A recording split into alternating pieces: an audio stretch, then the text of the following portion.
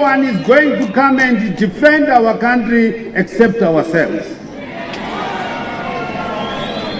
A loud and clear no to corruption by whomsoever.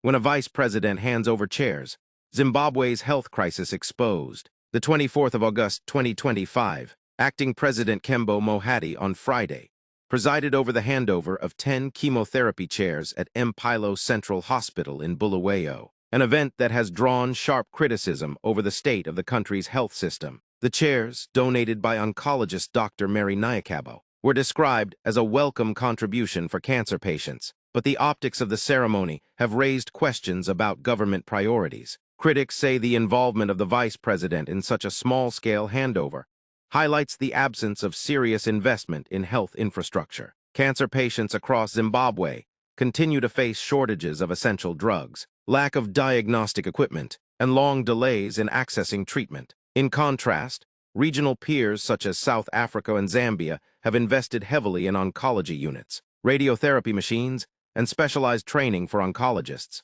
State media describe the handover as plugging a critical gap, but health observers argue that the gesture underlines how far the country is lagging behind. If a vice president is needed to hand over chairs, what will it take to bring functioning cancer machines, adequate chemotherapy drugs, or proper palliative care into hospitals?